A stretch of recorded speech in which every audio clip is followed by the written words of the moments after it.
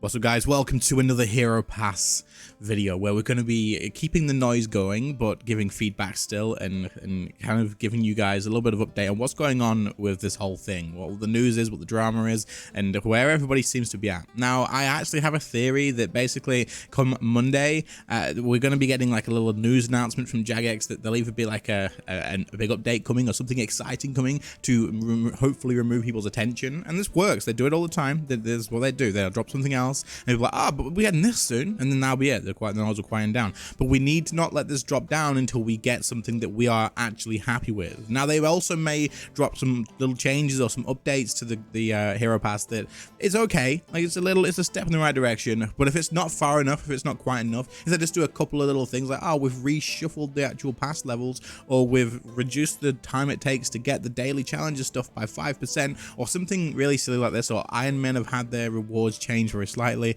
Anything along these sort of lines, you still need to keep the fuss going and the noise going and make sure that you're happy with what you actually get to. Now, we're going to start this video out though by looking at an X mod, which was Mod Pie. He's been posting on Twitter just a couple of tweets, which are absolutely you guys will see. It's crazy. It's spot on. So this John Pie does no longer work at Jagex, but he used to be a Jagex mod. Now, to start off with, he retweeted Sick Nerd's post about saying that I've grown to love RuneScape over the three of the years. Originally hated it, and now I like it in a lot of ways, more than like old school. Not at all, but many. But this shouldn't happen. MTX or Battle Pass S stuff should never ever give you in-combat buffs like this, which is absolutely true. It shouldn't. It definitely shouldn't. We shouldn't be affecting PVM with this. Now, Mod Pie or X Mod Pie said it's very disappointing to see this go through. Endgame combat was deliberately ring-fenced away from NTX during my time at Jagex, including Death Touch darts not working. Seeing it added to a battle pass, which should be cosmetic only in my opinion, freaking absolutely true, makes me a very sad pie. This is just holy crap. Yeah, imagine this coming from a Jmod that said basically that endgame content was deliberately ring-fenced away from MTX, but now it's clearly not. This is what I was saying in my past video, where when you allow something like this, even if it's only a small buff, you're not allowing a 20% like damage reduction to elite dungeons or to Zamorak. You're allowing the whole picture of, hey, now we can sell them PVM buffs because they've allowed it, they're used to it. And even if we add the next thing, which is like, I don't know, something that's only slightly worse than this, we just slowly increase it and we get into a position where, oh shit, wait, they've come in through the back door of the house and they've robbed me blind this way instead, and you just don't realize it, right? So you're opening the gate to like different things that you just don't want to have in the future. So you need to look ahead of it and not just what's being given to you right now. You need to look ahead at what's coming. Now, the next thing that I want to look at is again from Mod Pie, but this is important, and I think this is definitely something that you should all listen to and take into account, but then you should all go and act upon it as well. And I will be doing the exact same after this video. Absolutely, and it's definitely something that we should all do.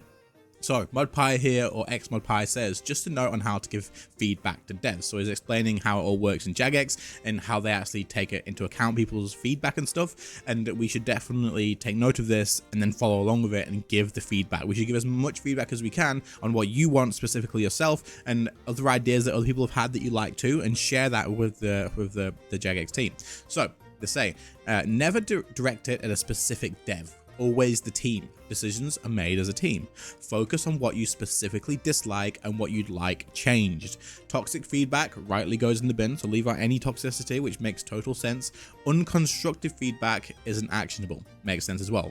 Now, it is worth keeping in mind that they can't just remove this. The pass can't be taken out. That's it. It's in the game now. It's there to stay until it's been in maybe for a while, and then they can say, okay, we can maybe rework it like this, like they did with Yak Track. But the pass is here to stay for the foreseeable future because people are spending money on it. They can't just take it out of the game tomorrow because then they've got to deal with this other stuff. And also, it's here to stay. It's here to stay. So moving on, he says, if you want change, put the effort into form feedback well, and you will get your point across. Devs will scroll through tons of feedback, so make it clear, concise, and easy to digest. I dislike X and I'd like to see it solved with Y. On a final note, it's never okay to witch hunt or attack a dev, period. Devs are given goals by the company with each thing they create, and their jobs to reach those as best they can, the outcome of which is owned by a large number of people. Attacking a dev and demotivating them is counterproductive to your goals. You want devs who have made mistakes, learned and grown from them, not ones beaten into the ground because emotions ran hot. I made tons of mistakes working on RuneScape, and I own and grew from them all. So he makes some incredibly good points here, and I think it's very, very important. And I'm so glad that he's actually put this tweet on here, because it gives us insight into the company that we wouldn't have had otherwise. So it is definitely a big deal. So we should take the advice here and all go ahead and give the feedback, but in the ways that he said. So make it clear, make sure that the Jagex team can catch it easily, and all the other things that we know is still going to be there. And like, it's not going to fully change. There's still going to be all the toxic stuff in between. So write it in the sense of, I dislike this and I would like to see this solution maybe, or give like an example of how you would like to see it. And then don't specifically target devs anyway. This makes complete sense. Obviously, the devs are given goals by the company, or they're given a target, and they have to reach that target. They may spend that time designing and developing something on their own, but they have to reach that goal and that target from the company, and that's their job. That's how it is. They go to work. You guys go to work as well. You have a boss. Most of you guys will have a boss that says you have to do this and you have to reach that target. That is just how it is. It's the same for me right now. My target for me, I work for myself, and my target is to pay my bills at the end of the month. So I'll make content like this, which it's talking about the drama stuff. It's easy to do. It is what it is. You got to get it done, right? So that's just something that I want to talk about. If you guys haven't given feedback and stuff, Twitter and Reddit is a place to go. From what I can tell, make sure you are sharing your feedback. Be polite with it, be accurate with it. And something that is a really good example would be the RS guy's post. Let me find that for you, and we'll read his as an example. So I retweeted this. This is the RS guy's feedback on the Hero Pass, and I think it's done really well. And this is the sort of way or format that you guys should be looking at doing it as well. So hopefully the RS guy doesn't mind me reading this. But he says, feedback on the Hero Pass, if the team would be open to taking some of it on or having discussion about it. Unlike a yak track, we can kind of hide away and ignore. This feels a lot more in your face. Would love a way to hide it completely for those who don't want to participate. This is like the pop-ups in game and stuff, or just have a way to disable it until you want to interact with it yourself. Overall length of the event and hours needed to complete. This seems very borrowed from the Yak track, where to complete this to 120, you would need to do every single daily challenge, as well as over 3 hours of skilling every single day for the entire 90 days. For most players, that's completely unattainable without buying bonds. You can't, but you cannot, and we're going to move on to something else after this. You cannot complete all of this and get all of the cosmetics, which aren't going to be like guaranteed to be returning. You can't get them all without spending money. It's just how it is, which feels really bad, especially when a lot of your player base strives to complete every piece of content, no matter what it is. This is true. The RuneScape player base is insanely completionist, and this is something they should have considered. I agree with what others have said about the gameplay buffs. These ones in particular seem mostly minor, but it gets very spooky, but it sets a very spooky precedent. The expectation that these will get worse and worse is based on how the Yak tracks went. They used to be easy and fun, and then they got grindy to the point that you'd never finish one without buying bonds. Desirable rewards used to be placed in the 30s, for example, Sunshine Animation, and by the end, they were always at the very end. From a PVM side, as soon as any of the buffs have anything to do with damage output or drop chance, that's basically game over. If the goal of the damage reduction is to get more players to do the Zamorak boss, you'd be a lot better off removing the 15-hour dungeon grind that players have to do just to be able to start learning it. This is such a good line that he's given here, explaining that, you know, this buff isn't going to do if this is what you want it to do, it's not going to work, and there's other issues in the game as well. And this is what I've been saying as well for the last couple of videos, is if you feel like you have to add something through sales to fix a problem with content that you've got in the game, fix the content, don't sell the solution. The people are already paying memberships. Like, it's fine to sell cosmetics and put MTX stuff in the game. It's fine. Just don't affect the content with it. Content should not be part of what you're selling. You shouldn't sell the content to the players. Like, we're already paying a membership subscription for the content. If you want to sell extras like cosmetics or anything like that, then go ahead and sell it. It's fine, but don't put stuff in the game. If you feel like you have to sell a skip for making clue steps less or something like that, then there's an issue with clues in general. If you feel like you need to do something to get people to interact with the Zamorak content, then maybe consider removing the freaking dungeon grind that people hate doing, and then maybe people engage with it. It just doesn't make sense to look at it like the way that they are. Overall, I'm still hopeful that with more communication and taking on feedback, this can end up being better than a Yatrak, but presently it feels pretty ungood from my point of view. Thank you for reading and considering this feedback. So this is the sort of thing you guys want to be doing in terms of feedback, and this is the sort of thing I'll be doing as well. So it is absolutely worth doing, and I would also suggest popping over to the RS guys Twitter or something, retweeting this.